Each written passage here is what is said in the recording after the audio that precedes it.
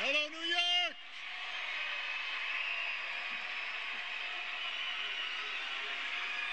Hello, New York. Oh, thank you. Thank you. Who are you on the phone with? Thank you. Thank you, everybody. Thank you. Thank you, New York. Thank you.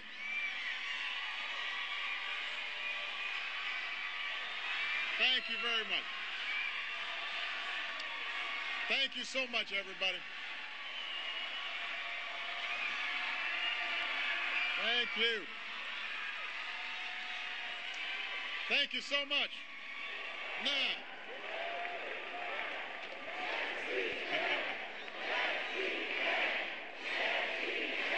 Thank you.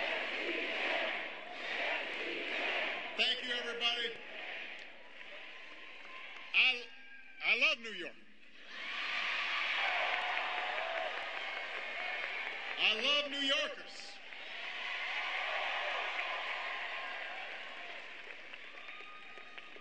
And now that the White Sox are out of it, if there are any Yankees fans here, I wish you guys some good luck.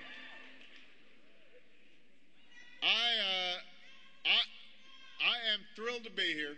There are some, all of you are special guests, but we've got some folks that I want to make sure to acknowledge individually. First of all, we've got some outstanding members of Congress here, all of whom are completely supportive of the agenda that we are moving forward. Nita Lowey, Anthony Weiner, Joe Crowley, Carolyn Maloney, Steve Israel. Give them a big round of applause. I think they're over here. Thank you, guys.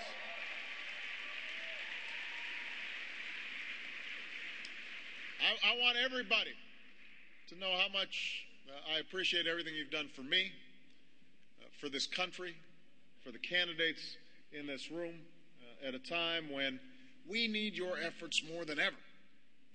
I want to thank you for supporting our candidate for City Comptroller, John Liu, who's here in the House. Our nominee for Public Advocate, Bill de Blasio, is here. And a great City Comptroller, our candidate for Mayor, my friend Billy Thompson, is in the House.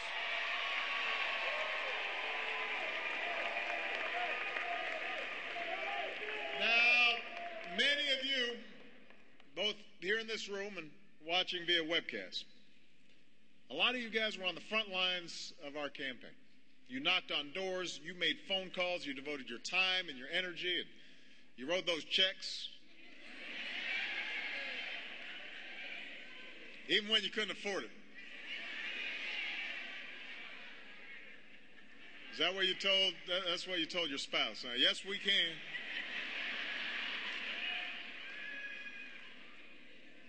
All because you understood that we were at a special moment in our country's history. And I want you to know that not a day goes by when I don't think about those efforts of yours. And the obligation, as a consequence of you giving me this great honor, the obligation that I have to every American, not just those who worked in the campaign, but every American, everybody who put their faith and hopes, their sweat and tears into a campaign that wasn't just about winning an election, but was about changing a country. Now, it's been less than a year since the Obama family packed up and moved to Washington. People don't, so much has happened that we tend to forget. It's only been 9 months since I was sworn in, 9 months to the day. And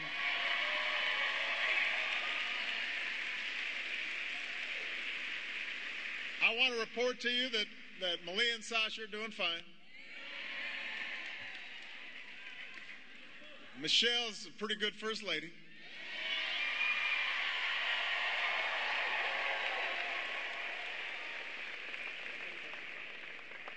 We got Bo.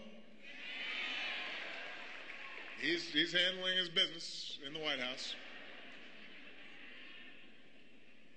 But it's important for all of us to remember what the situation was when we came in 9 months ago, because there's some people out there who seem to have a selective memory. There's sort of a revisionist history about what was waiting for us when we began this presidency.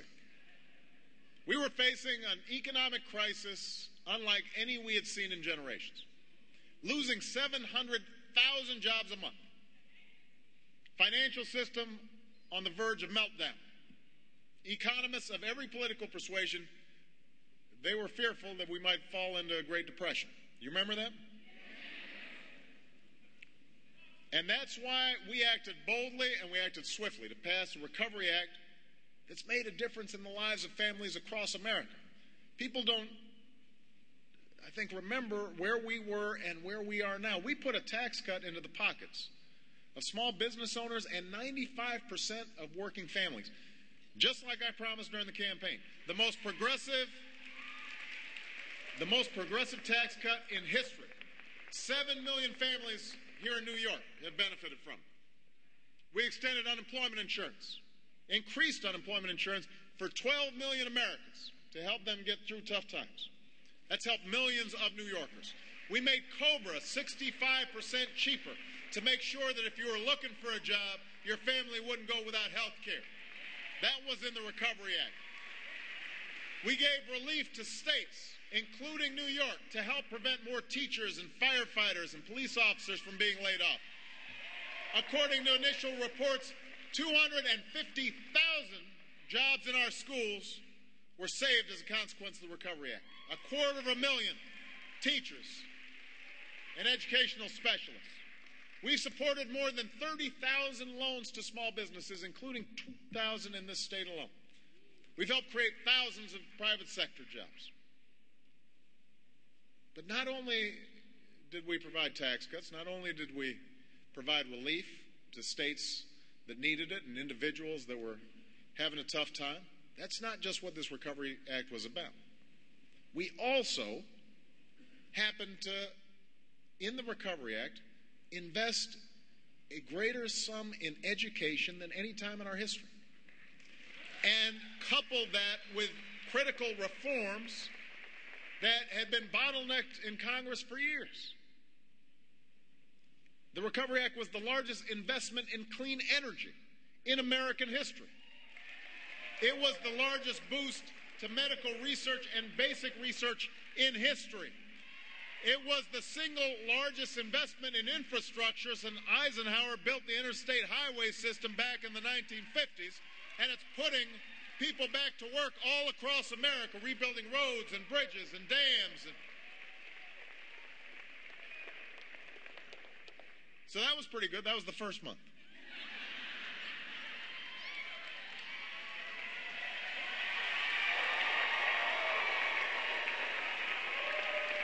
But we didn't stop there.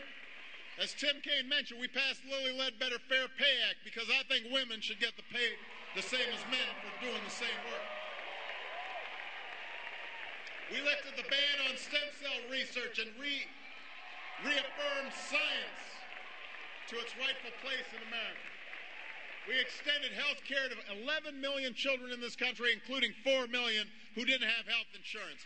We passed the Ted Kennedy service bill, expanding Peace Corps and AmeriCorps, creating service opportunities all across America. We appointed a New Yorker from the Bronx to the Supreme Court named Sonia Sotomayor.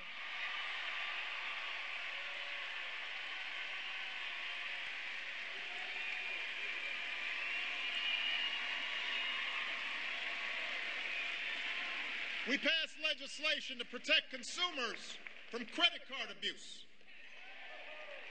We passed a law to prevent abuse in the mortgage industry. We passed a law that will protect our children from being targeted from big tobacco companies.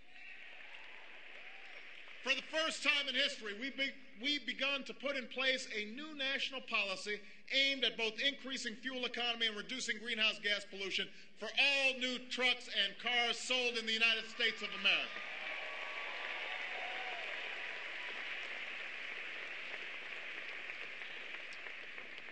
That's in the first 9 months.